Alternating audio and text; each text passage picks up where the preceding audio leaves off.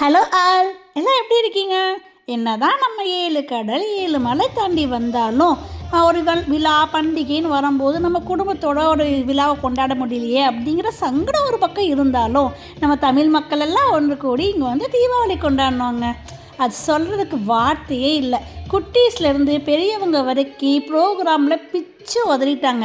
4 வயசு குட்டீஸ்லேருந்து ஒரு தாத்தா பாட்டி வரைக்கும் சிங்கிங் டான்ஸிங் எதுக்குமே குறைச்சல் இல்லை அப்படிங்கிற மாதிரி தீபாவளி சும்மா சரவடியாக நாங்கள் கொண்டாடினோங்க.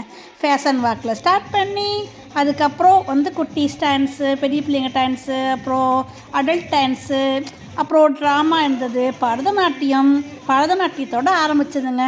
சிங்கிங் அப்புறம் பரதநாட்டியத்தோடு எல்லாம் முடிச்சு பிரேக்கில் அடல்ட்டுக்கு கேம் வேறு வச்சு, அதாவது ஒரு எப்படி டைம் போச்சுன்னே தெரியல. 2:30லேருந்து 8 வரைக்கும் ப்ரோக்ராம் கண்டினியூஸாக நடந்தது.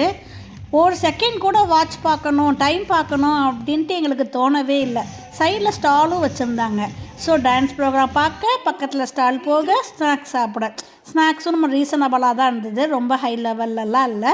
ஸோ நம்ம வந்து அங்கே வந்து ஒரு என்ன சொல்கிறது, ஒரு full entertainment, full packed entertainment தான் அப்படின்னு சொல்லணும்.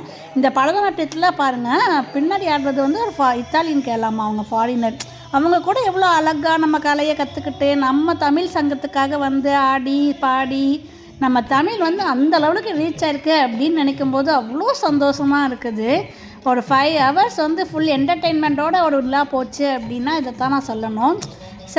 செம்மையாக என்ஜாய் பண்ணிவிட்டு குட்டீஸ் டான்ஸ் பார்த்துட்டு வந்து முடிச்சுட்டு வந்தோம். என் பொண்ணுமே இல்லை பார்ட்டிசிபேட் பண்ணியிருந்தா. அப்புறம் வந்து ஒரு ட்ராமா ஒன்று நடந்தது. ட்ராமாவில் வந்து ஹஸ்பண்ட் அண்ட் ஒய்ஃப் வச்சு ஒன்று செமையாக இருந்தது. வயிறு குலுங்க சிரித்தோம் நாங்கள். அதுக்கப்புறம் அங்கேயே ஃபுட்டு ஆர்டர் பண்ணி சாப்பிட்டுட்டு அவங்களே பார்சல் பண்ணி கொடுத்துட்டாங்க. சாப்பிட்டுட்டு வீட்டுக்கு வந்தாச்சு.